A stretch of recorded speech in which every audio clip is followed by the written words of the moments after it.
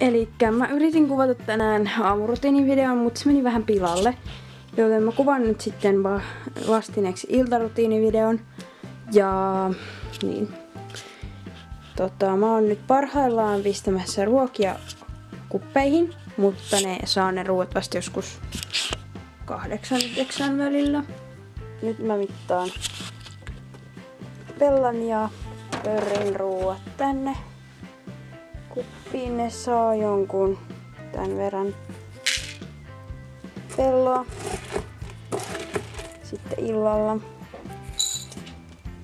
Noin. Kummallakin ne pelletit siinä ja mä hain nyt sitä kauraa ja täällä on tosiaan Nikita vapaana. Tai tosin ei kyllä nyt enää ole, se meni takaisin häkkiin.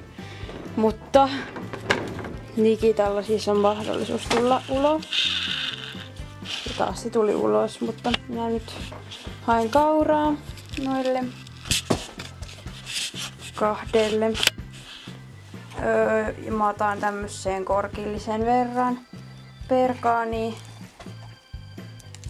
Niin mä jaan ne sitten siihen. Noin. Joo, eli nyt mulla on tässä nämä kaurat, joten mä laitan ne tänne.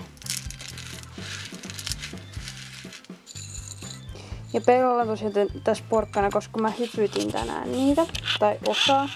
Sitten niillä on porkkanat, mä en antanut niitä vielä, koska niitä pitää syödä heinää aika paljon. Niin siksi. Noin. Ja sitten mä vien tonne niitten niinku häkin päälle. Laitan Pellan ruuat tonne. Ja Pörrin ruuat tähän Pörrin häkin viereen. Ja Nikita oikein tykkää, kun mä tuun tänne, koska se on tarkoittanut aika usein sitä, että joutuu häkkiin takaisin, mutta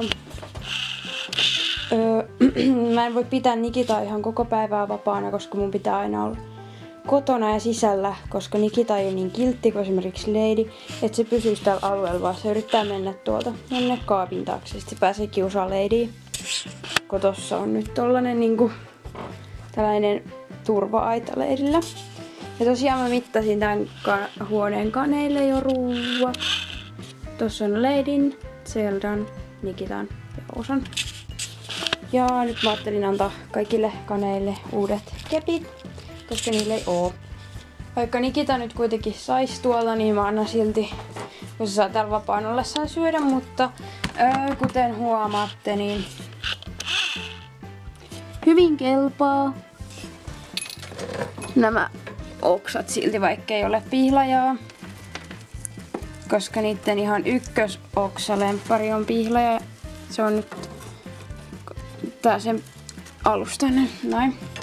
Ihan syöty, joten Nikita saa uuden. Ja sitten mä laitan myös Oosalle tohon yläpuolelle. Osa. Mun pelottaa, että se tulee tuolta pois. Älä tuu pois sille. Siinä sulle oksa. Noin. Mä otan myös Ladylle ja Zeldalle oma. Tässä on Ladylle ja Zeldalle.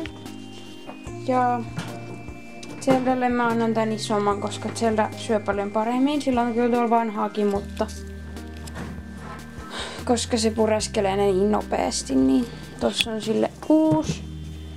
Ja tossa on sen vanha ja täällä on 2 vielä vanhempaa, jotka se on tuhonnut. Mut se tykkää leikkiä niillä. Ja sitten vielä Ladylläkin on vanhaa, mutta se saa nyt tästä uudenkin kepin, niin se voi sillä sitten leikkiä. Ja mä vien vielä tonne käytäväpupuille ja sitten mä menen itse syömään. Ja en kuvaa sitä videolle. Joo, eli yleensä iltaisin mä otan kaneja tähän sängylle mun kanssa hengailemaan ja sit. Joo, eli mä ajattelin nyt mennä hakemaan pupuille iltapalaa tuolta alalta, jotain tuoretta. Nyt mä menen tosiaan hakemaan niille tuoretta. Otin tuoretta ja mä otin kurkkua, porkkanaa ja kukkakaalia, kun kukkakaaliakin näytti olevan vielä. Mä jaan nyt näihin pupujen ruokakuppeihin näitä tuoreita vähän lämpeämään, ettei ne jää kappikylmiä. Mä en aina tee niin, mutta silleen kannattaisi tehdä.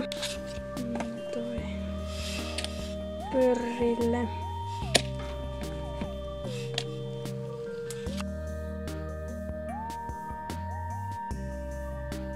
Tossa mä laitoin pörrille ruoan. Pörri ei oo koskaan ihan hirveen innoissaan, kun se saa ruokaa. Ja nyt mä annan Pellalle. Ja Pella sitten taas on ihan innoissaan aina kun se saa ruokaa. Se aina meinaa tulla pois häkistä. Laitoin Elmerille äsken myös ruoan. Pellettiä ja kaikkea samaa mitä muille.